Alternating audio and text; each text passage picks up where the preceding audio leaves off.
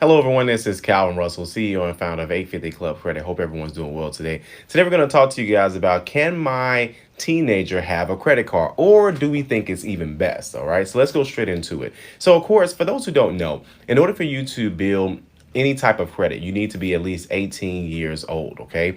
Not long ago did they let you used to add, certain banks will let you add authorized users as young as 15. American Express used to do it, and even Credit One back in the day used to do it as well too. As of today, they no longer do that, and as soon as that you can actually build someone's credit is as young as 18 years old. Okay, so if you're still considering them a teenager at that age, then yes, that will be the youngest in which they can actually start building credit. I would recommend they get their own credit card, but obviously you got to show them how to use it. I would strongly recommend like a Capital One, or if you want them to have a certain relationship with like a bank that you have, let's say Bank of America, Chase, Discover, something like that, then I would recommend adding them as an authorized user and then letting them let that history marinate on their credit report for at least 3 to 6 months, and then you can apply for those companies if you're big on the brand itself. If you're really not too big on the brands and you just want to just kind of get the ball rolling, then I would recommend a Capital One card, unsecured platinum. If they are denied for that, then they can go just wait a little bit. You most definitely want to add them as an authorized user at minimum.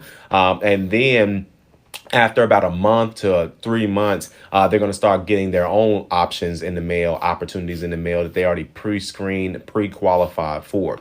So that would be the easiest way to do it. Obviously, show them how to use it. Go over the importance of paying things on time. Consider auto pay, especially if they already have like a small subscription. A lot of these teenagers, they have subscriptions with, these gaming companies or some music streaming companies. And it's best for them to not only get in the habit of just building credit, but obviously paying bills and things of that sort.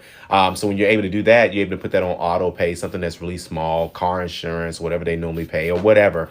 And you have that. And then, of course, going over all of the other factors that, that play a role, paying the bills on time, utilization. If the limit is 500, keeping it under 10% utilization, obviously letting them know that they can use their credit card, but to truly maximize their credit score, to keep it under, 10 to 30% usage. So just little things like that. But that's the youngest that they can have a credit card. How many should they have?